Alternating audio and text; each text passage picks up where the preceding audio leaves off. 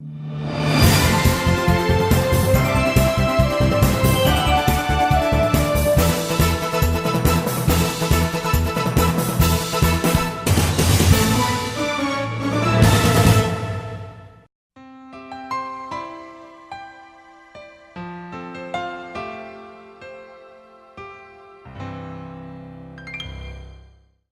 dear folks. I should say Happy New Year to you because the New Year is right there. And Happy New Year of the Rooster to you. And Rooster is supposed to be stronger, supposed to be more handsomer, or anyway, positive. Many positive things are supposed to happen, including the fact that we have a new president named Donald Trump. And in this East-West show, which is exclusively sponsored by Paul Battaglia as the Italian name brand for men's suit, we are talking about bringing in the newest information to the show. Today, joining me as a teamwork, my good friend, great writer, great screenwriter, great producer, director, you name it, he's all of it, of Hollywood, Mr. Chris Nibby joining me. Thank you very much for joining me. 谢谢你，老朋友。 All right, very good, very good. Talking about the year of a rooster that we have as new items to celebrate with, we have a president, Mr. Donald Trump. Donald, to be more precisely, Donald R. Trump. Well, lots of people declare victory. A lot of people express their disappointment, and there are even protesters on the streets. All right, there are all kinds of things all happen at the same time, and also it is noticeable that the crowd at the inauguration was far. I mean, anyway, just say much less than 4 years ago, than 8 years ago, something like that. Due to the weather, I don't know. Okay, with Trump and with the subject, I would like to hear something of your comment. I know you're staying in the middle of the road, right? I would like to hear that, please. As a non-American citizen, I cannot vote. Of course, yeah. So but you can speak. I have a very relaxed view of this, and whatever it is worth, I think it's the people have decided to vote him in as president, and now we will see what happens. I find it very interesting that he has the lowest approval rating of any incoming president in the history of the United States. I read this morning. Yeah, he was 45 something, right? I have no idea the numbers, but George I mean, Bush and Barack Obama were all above 60. Yeah. Go ahead. So we will see what happens. I think it's too early to make any judgments, but I can tell you that in Europe, people are very confused, nervous, and don't really know how to figure out the position of America right now. And in one way, America has just now stationed about 3,000 troops in Poland, which is, of course, as far as I'm concerned, a very negative gesture, because what do you expect Russia to do when right in front of the border there are all of a sudden now 3,000 combat troops from America just to show presence and strength and support NATO? I think that's totally wrong, and but we will see what happens. What I thought was very interesting is how President Xi Jinping of China took the opportunity of the vacuum which was created, and at Davos had a roaring speech with roaring approval, and it firmly established China as a leader in the 21st century. Thank you very much for mentioning that vacuum. That's exactly what we planned for the third segment to talk about. We might want to hold on for that though. With Trump, we're talking about we are starting his first day of, the first week of his presidency. As a matter of fact, this is only a few first days of the week. Yeah. Right. it was reported on the news that Saturday morning, which was exactly the overnight first thing after he took office, he had a press conference. And the press conference was so important. It was totally based upon one incident that some crazy reporter wrote something that was unnecessary on Twitter. So that got our president upset.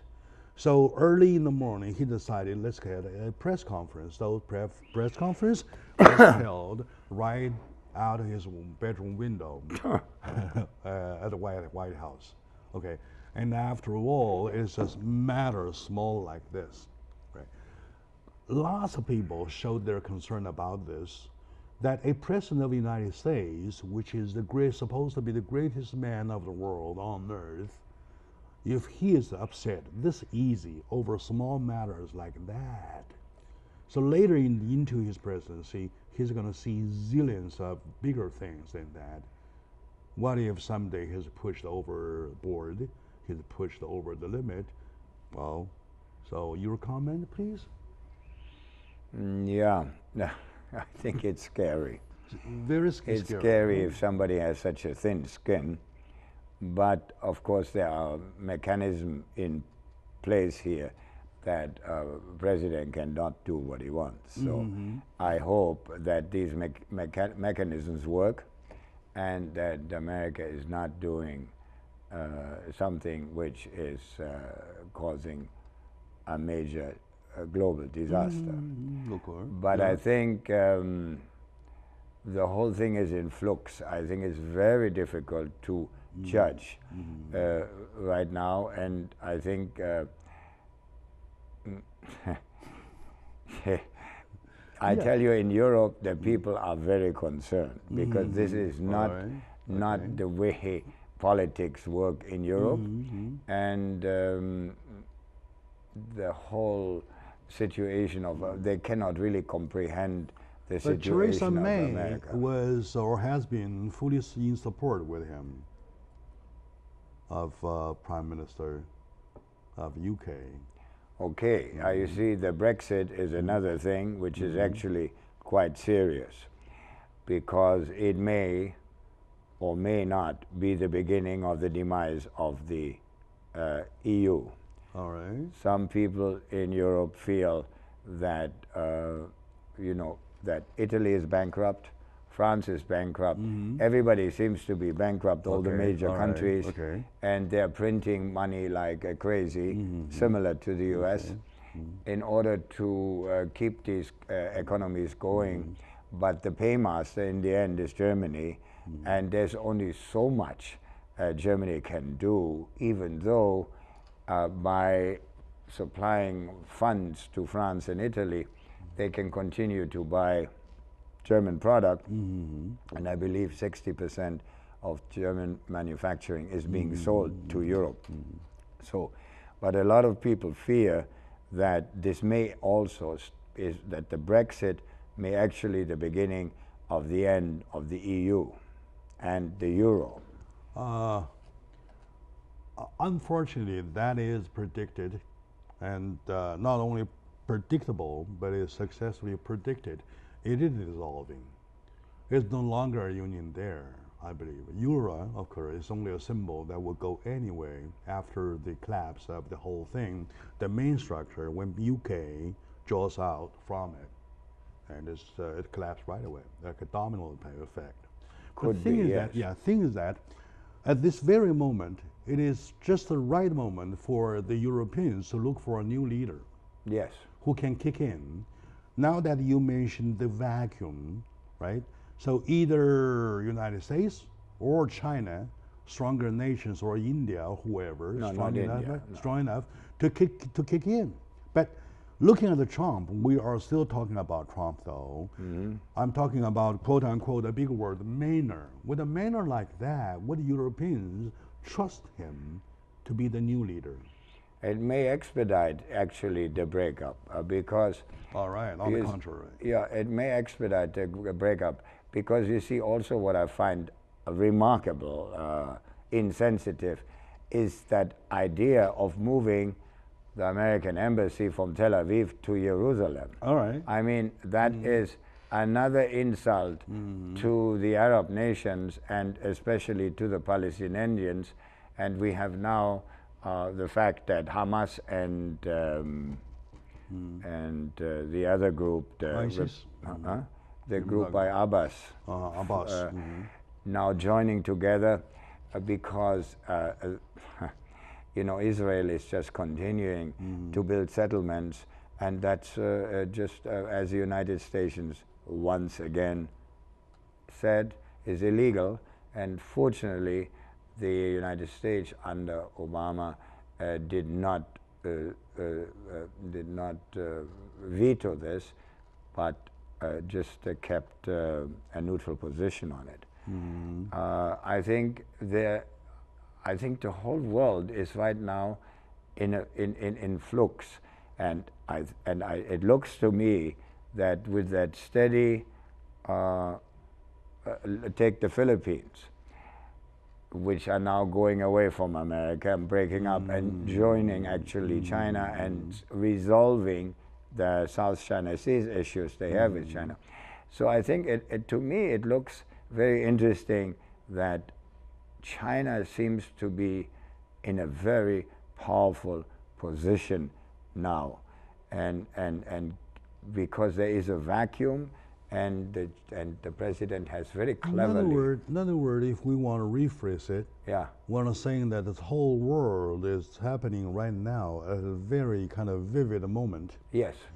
By vivid moment, I mean that when the European Union is kind of on the way to its totally kind of a fall. Could be, yes. Or dismissal. Yes. All right. And China is on the rise.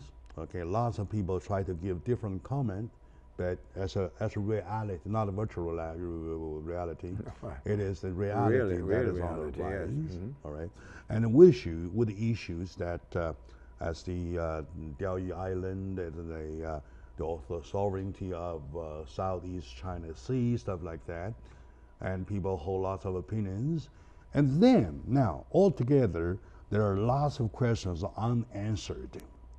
And yet, there's no one but U.S. could stand up and say, hey, let's get to it. Let's get the job done. Things like that. And yet, this very moment when when Trump kicks in, does he look at the world like we describe? Or the world is just like what he's a virtual reality. Oh, this world is mine, something like that. I think from what I see, and when you look at his cabinet, it is more of the same, and it's a protectionism, it's further strengthening of the military-industrial complex in America, which is the root of the root of all evil here in America. And defense all directions. Yes. And I don't think that, from what I can see, that this will be conducive or positive for world development. Because you see, in India right now, they did a very strange thing. They collected all the cash. Over 50% don't even have a bank account. So they collected cash, and I understand that behind this was America, who has made certain promises to India. You mentioned about the vacuum. When we come back from the short break, shall we please talk about the vacuum? Yeah. All right, very good.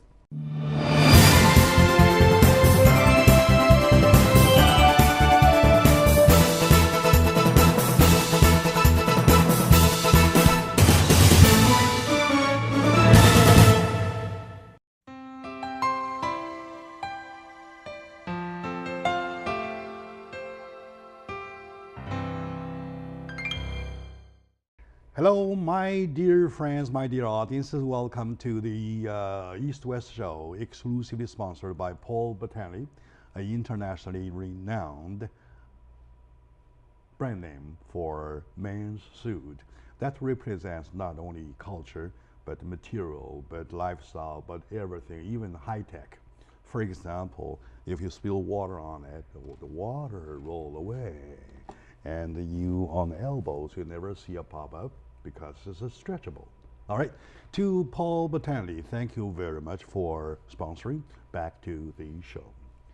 And with the show, I have my good friend, super friend, Mr. Chris Nibby, a writer, a director, a screenwriter, a producer, a political commentator, and the most importantly, a peacemaker. I call him a dove across the ocean, to come with me, share his thoughts and his experiences of his past visit, just past week, right? Last week, came back last week to China. So Chris, welcome to the show. 谢谢你, Jack. Always a pleasure to see you. And for the year of the rooster, Zuni Hao Yun. All right, very good. Thank you. I shall crow. Oh, like that. Okay, all right. If I use a quote from you, I would say every time when I see you, I know the world is in order.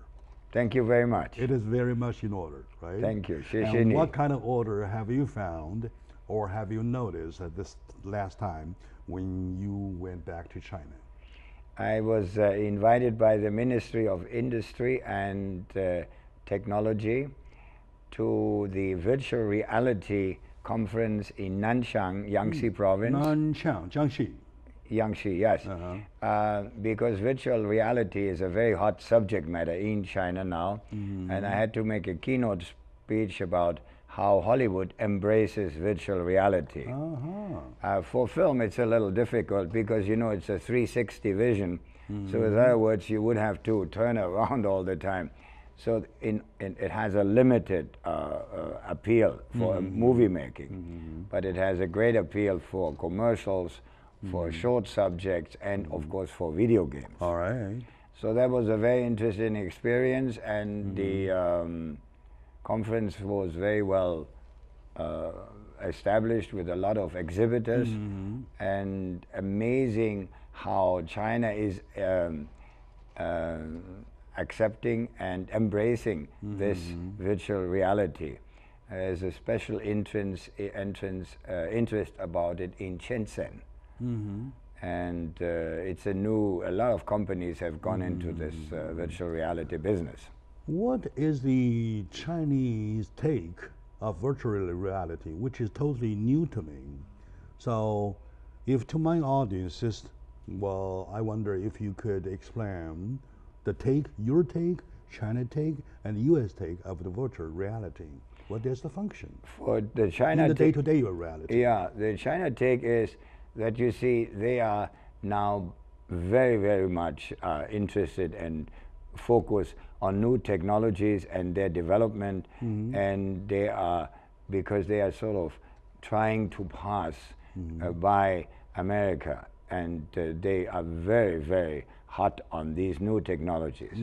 Virtual reality is actually something, the negative thing is you have to have a pretty big thing, okay. and then it's like, you know, you look around and things come to you. Yeah, like 3D stuff. Right? Yeah, it's like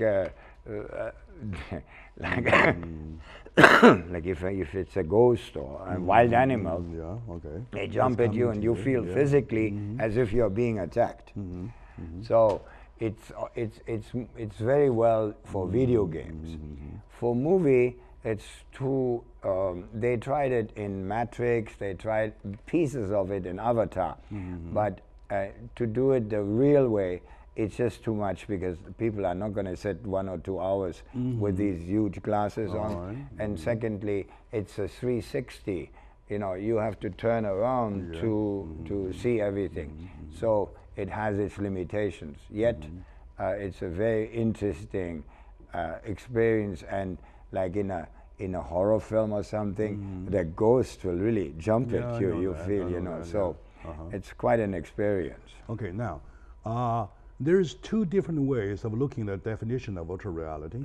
One perspective is to look at the virtual reality as kind of reality, however limited in the range of a virtual world, right? Right. In other words, you're talking about the best we can do is 360 degrees, moving around like that. In that case, you have to be the only one in the theater, because you don't want your views to be blocked. Yes, Okay. right, yeah. There's no such a luxury in this world No. that you use a 300 degrees screen right. all for one Right. audience, right? Right. Okay, let it pass. Now, the second category of definition of the virtual world is that, do you find any significance of reality into reality? People can use it for something, to either produce something or to whatever, consume something. Do you or the government or do whatever look that way? It's very good for advertising. You see, I because I it see gives what you mean.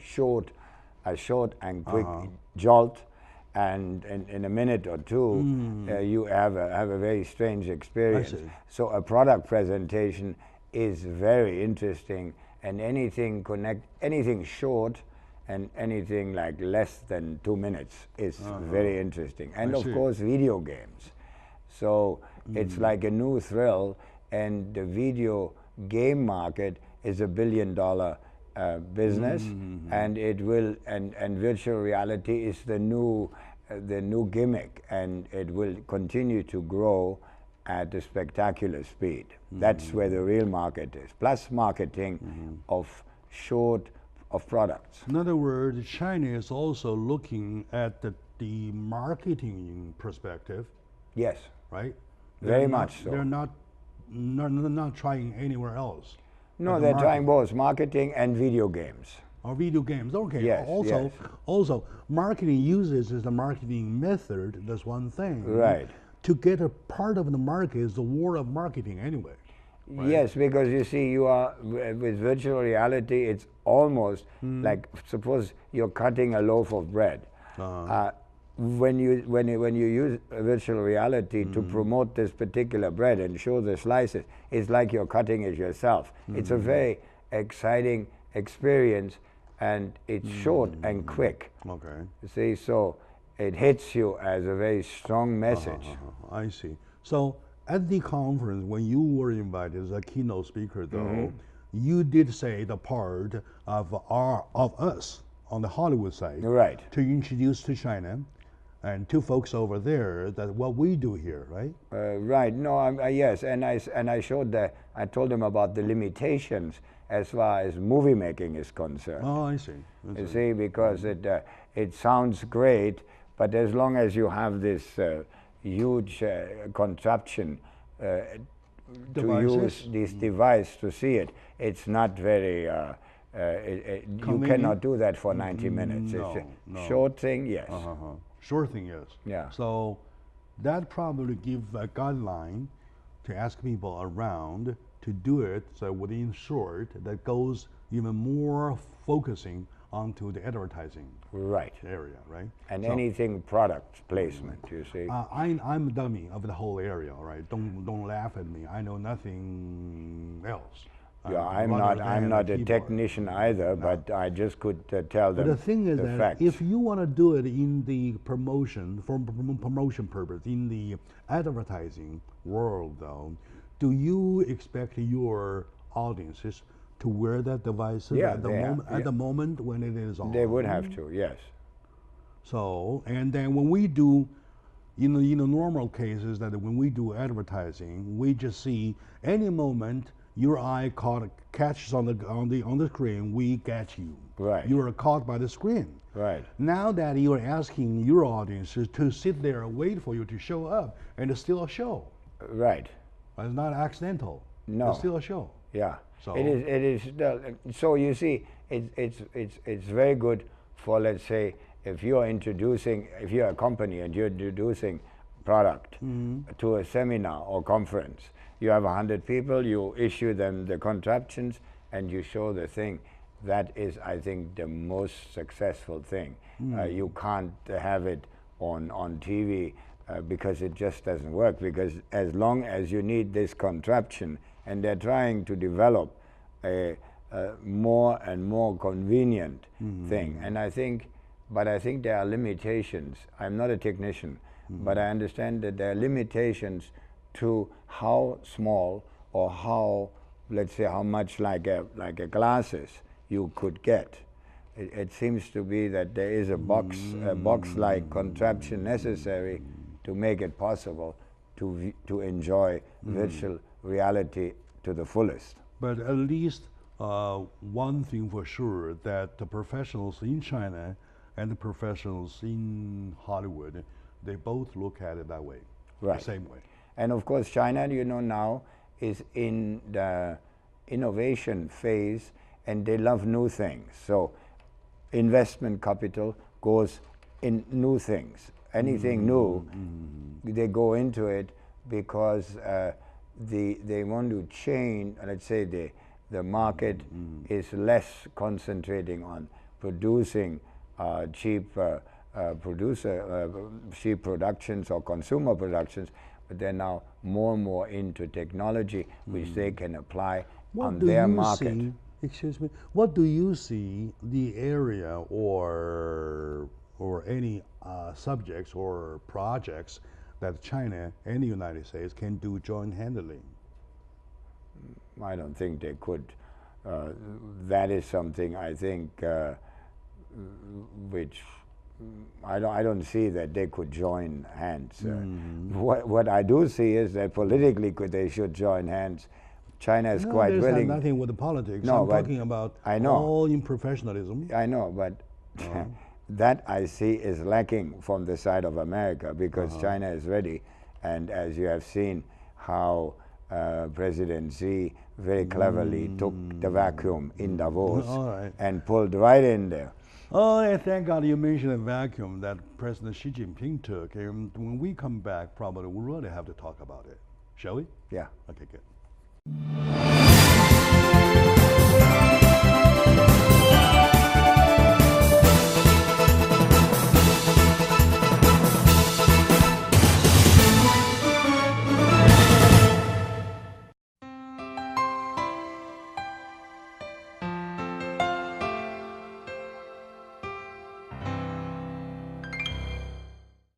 Hey, hello, my dear audience, my lovely fellow Americans. Welcome back to the East-West show. From East to the West, we simplified to East-West. East-West covers everything, East-West, well. And as a matter of fact, we want to see if we can adopt something from the East to imbue the Western life with some more positivities rather than single-handed positivity. So it is called the East-West Show, exclusively sponsored by Paul Battani, the Italian man-sued lovely brand that stands for everything. Thank you, Paul, for sponsoring. With my friend Chris Nibby, an excellent filmmaker in Hollywood. He himself claims the credit for being a writer, being a producer, being a director, being a what else? There are a lot more, right? Yeah. And peacemaker. Peacemaker. Yeah. I love the term. Somebody called him a dove or pigeon across the ocean. He doesn't like the word pigeon. We call it a dove across the ocean for peacemaking between China and the United States, like that. And he just came back from China for a successful visit in Nanchang of Jiangxi province. He was invited as the keynote speaker from Hollywood, talking about virtual reality. Now, in the talking, he mentioned about the vacuum at this very vivid moment when Trump works in to take seat in the Oval Office. The world, in the meantime, stretched too thin to make a vacuum.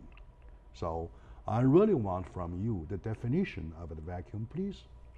We always forget that in the West, we forget that China is still a developing nation. And when you consider this, the moves of China as a developing nation are very interesting. For example, right now, President Xi Jinping took the advantage of this existing vacuum and the great confusion in both camps on Earth, and had a very much applauded and very well received speech in Davos at the World Forum, which firmly established China as the leadership of China in the 21st century. But he didn't use the word leadership. No, or he didn't. You see, because he didn't do it, that established him as a leader. All right. Anyway, Very but simple. He didn't do that. Because you see, when you look at China and you hear the slogan, which is very prevalent, of peace and harmony, trying to create win-win situations, in fact, this nation, which is still a developing nation and burdened with all the problems of a developing nation, yet in their geopolitics, they're totally advanced and are doing very well in spreading their message across. And it's not only a message of peace and harmony and of creating win-win situations, but for example, for 100 years, more than 100 years, Kenya was under British control. The British were never able or never did build a railroad. Just now, the Chinese have finished the first railroad in Kenya. Where? In Kenya, in Africa, in the country of Kenya. All right, Kenya. Today, you can go from Beijing to Germany by train in 13 days, and container trains are going back and forth on the new established Silk Road. And now also the container trains go to London, they go to Istanbul. All this and the cooperation between Russia, the very close cooperation between Russia and China, all this is the result of Chinese very smart and peaceful geopolitical and combined with economic. Without having to add up Yeah. about what you mentioned just now, I believe, let me say something on this side about what Trump has been doing, or what Trump has been saying that he will be doing. Probably that will form a comparison. Now, when the moment UK jaws off from the United States side, that Donald Trump was only a president-elect, said strongly about his, kind of like dumping of the NATO stuff, because the United States have been paying too much, quote unquote, to some defenses which are not necessarily supposed to be our job. And then later, shortly after his, or before and after his inauguration, there was a dismantle of his TPP, the Trade Treaty of the Pacific Ring, that organization. So we backed off. We have problem with NATO. We are backing off from PPP as a member, and then we're back to ourselves. Okay. But you know, and it doesn't make sense, because what I he know. says. I'm just trying to build up a little comparison for you. Correct. Without having to add on you. No, but you see what he did. What it doesn't make sense when he talks about NATO like this, and just a few days ago, about 3,000 combat-ready troops arrived in Poland. Yeah. Right smack across the border, yes. American troops. So I mean, I think the whole picture is very confusing, and the only stabilizing factor I see in the world right now is the geopolitics of China. And I think this is a very remarkable way to how this country is proceeding, because after all, it's still a developing nation, but it's really assuming leadership in a totally confused world. It's not by accident, for example, that now the Syrian Peace Conference is in Kazakhstan, which is a very close ally, both Russia and China. Yeah. So the whole focus is now on continental Europe. And let's not forget one thing. America is here across the ocean. China has a direct link with Europe, with the whole landmass of Europe and Africa. Wherever you go in Africa, China is very active and in a positive way contributing to the economic rise of African nations. At this show, we're giving no take of the show as the stand of the where G&E stands or the program of G&E stand. But as a show host myself, I'm a man of my own right. Right. My right, I mean that I have my right to express freely, right? What I want to express freely is that nowadays when you see a world that is stretched with a vacuum in the center, whoever gets it, right? Whoever tries to do something else to miss the moment and might miss the whole century. Am I right? Yes. You are absolutely. And you know, it can no longer be done.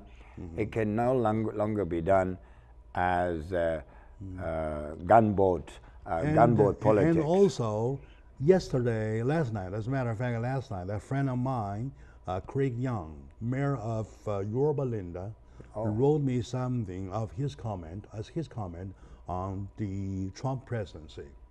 But he was using a story that the former National Defense Secretary Rumsfeld ought to write a book to him that he wrote the Rumsfeld rules, in which Rumsfeld quote unquote Sun Tzu or Sun Tzu Bing Fa, the war strategy or the art of war, that kind of book. On that quotation, Sun Tzu exactly says that when you defend, he who defends everywhere defends nowhere. Correct. You don't have a defense. Right. Right now, Trump is building himself up. Domestically, he has a wall to build, he has a pipeline to build, and he has a wall at the southern border to build, and then he's backing up from all the ties, and now we're lost. What are we doing next? What are we doing next? It remains to be seen. I mean, don't forget that this country is ruled by the military-industrial complex, and that's the backbone of this country. And they will, in the end, pull the strings, not the president. Well, okay, all right. That probably could be the wrap up of this segment. We'll call it that way. And when we come back, we'll continue with exactly a bigger question: what are we going to do? And prior to the show, you mentioned some scary facts or scary perspective. I don't know, right? Speculation. So let's talk about those. So we'll be right back.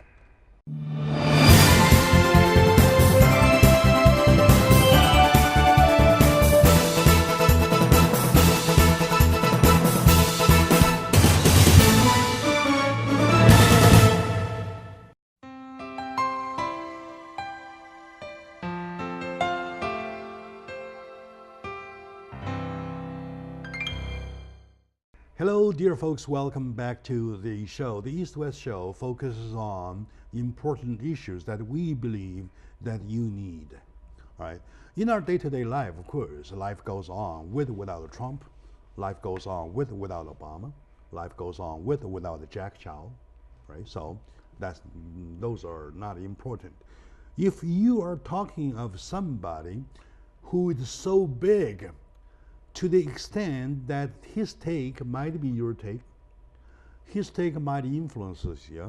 What if Trump pushes the button and then you're into the war? So you're related. When something goes that big, to that elevation, we have to warn you, come on, wake up, brother, there might be something happening, right? So in sharing with me about the information or the feeling, exact response, in the first week after the inauguration starting the presidency, my good friend Chris Nibby joined me in case I feel lonely. Now I no longer feel lonely because he kind of shed light on some of my questions, some issues. My last thing is, oh, by the way, Chris Nibby deserves a long list of credit. Writer, producer, director, and movie maker for documentaries, and award-winning director for 18 films. Oh my God, you're a lot. Okay, and welcome back to the show. Give me some comment about something you mentioned before we start the show, before even we start the segment number 1, talking about the concerns about both Americans and the Europeans. Please. I think a lot of people, first of all, I was very surprised that Trump has the lowest approval rating of any incoming president. Which is very strange because, I mean, he was elected. Now he has, just a short time thereafter, the lowest approval rating. And in Europe, people are extremely... Let me make a little insert here to my audience, please. Thank you for that. Okay, now normally if you're talking about something new, why this is something new? Because it is so far the best, right? Why it is so far the best? Because it's the most vote. So the supporting rate must be a majority when you can declare yourself as the new one. The thing is that, for example, if you, at your wedding, your bride must be the most beautiful. And all your guests has to convince themselves, saying that, oh, the bride is the most groove under the roof, right? If you have only 50% or less than 50% agree to the fact that your bride is not the most beautiful, you don't have a successful wedding. Am I right? Yes. By logic, right now. Right, yeah. The approval rating being lower than 50 or even 45 is a very, very scary and strange phenomenon. Strange, that's the right word, because it doesn't make sense. Very strange, doesn't make sense. Because you're elected by a majority, and now that majority should be right behind you. You're elected by a majority, and your approval rate doesn't it doesn't indicate that you have the majority, so that's a problem. And as a result, in Europe, my friends are very concerned about this whole setup, and they don't have no more grasp on it, because, you know, the European countries are basically all poodles of America, because NATO is an American construction, and they are building up Russia as the enemy is a total American phenomena, because the Europeans would be very happy to do business with Russia, because Russia has a lot of natural resources which countries like Germany, for example, don't have. So the Europeans are right now totally confused, but they're not the only ones. The interesting thing is that the Chinese seem to be the least confused. And they very steadfastly continue their way. They reject the missiles being possible stationed in Korea. In Korea right now, the president, Ms. Park, is being close to being evicted from her position, and impeached. The whole thing is, and then that situation of the remarks of Trump to change the one China policy, which is all, you know, very destructive, because Taiwan made a very China. stupid thing. Yes. He made a very stupid thing even before his inauguration. Right. That he overturned the one China policy. He has that was overturned confirmed. it. That was confirmed repeatedly. Ever since 1972. No, since 1945. No. 72. Yeah. 72 or 78. 78 is the precise year on record when the joint document signed by both countries, as the declaration that we both sides recognize there is only China, only one China, and that is overturned, and at least Trump overturns that, try to overturn that. And I would say he's going against the trend. Very much, because you see, I have witnessed now for 10 years, I have followed that, how China very cleverly eased the relationship with Taiwan, which is of course not being helped when America sells guns to and weapons to Taiwan. I mean, the whole situation is so absurd, but China has kept an even keel. The thing is that manifesto was confirmed by both parties. Yes, yes, and that regardless right or left, so yeah, but they were confirmed. Also, there is no discussion. Taiwan is and has been Chinese territory. It was given to by the Qing dynasty after the catastrophic loss in 1895 of the first Sino-Chinese war, the Opium War. But ever since that time, it has been a Japanese colony, and then basically an American colony by supporting the Kuomintang, etc. But that all doesn't change. China, the Taiwan is a Chinese territory since thousands of years. Period, over and out. Like I said, it's confirmed and reiterated by many presidencies. Yeah, from Nixon all the way to Obama. But even if it wouldn't have been reiterated, history is very clear on this. And why would he overturn that? Because the man is obviously he has not enough reputation. He doesn't need anymore. No, probably he didn't know what he was doing. And he didn't overturn it. He just accepted that phone call. And the acceptance of the phone call, right, which was, you know, it's all this political opportunism, and then this is all blown up out of proportions. But the fact remains that sooner or later, Taiwan and China will be united. We should probably give him a little excuse. The excuse being that by that time his cabinet was not formed up fully, right? So he didn't have a proper set of brain next to him to let him know if we should or should not pick up the phone call. Yeah, but it would make we could excuse him for that. That's maybe an excuse, and maybe he's not familiar with the situation. But the facts remain the same, whether it's the Diaoyu Islands, whether it's Hong Kong, whether it's Macau, whether it's Tibet, whether it's Taiwan. This is China. It has been China, and it's just in the recent history that these claims have come up all of a sudden. And by the way, I should let my audience know that a majority of Mr. Chris Nibby's 18 films were surrounding those subjects: the Tibet, Diaoyu Island, Taiwan, South East 731, China Sea, Burma Road, 731, Unit 731, Burma Road, War Crimes Under the Rising Sun, War Crime Under the Rising Sun, and also the Flying Tiger, remember? And all those were surrounding the one subject, that these issues or those sovereignties, no question, undoubtedly belong to China. And the victimization of China for the last 200 years under imperial colonialism, which just, whether it was the European colonialists or it was Japan. Are we safe to say, if Donald Trump is smart enough, he will not even try to touch those issues? Absolutely. Because those issues were tested to be touched it, and the toucher failed one upon another.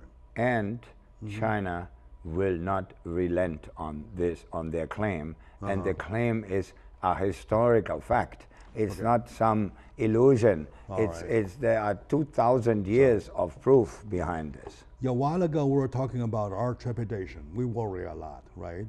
Worry the fact that at present, if it is so easy to get upset, such as the case of Saturday, he calls upon a press conference just over a small tweet of a crazy reporter.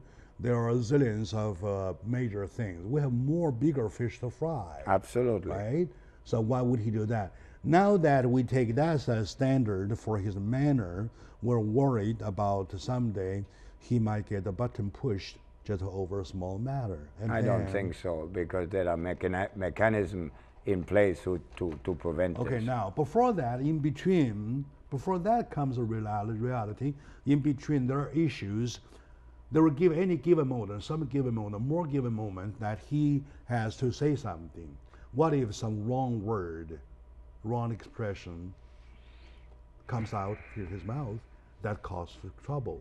There have been already a lot coming out of his mouth causing trouble. If you go deep enough in history book, you'll find out sometimes war are caused by a wrong expression.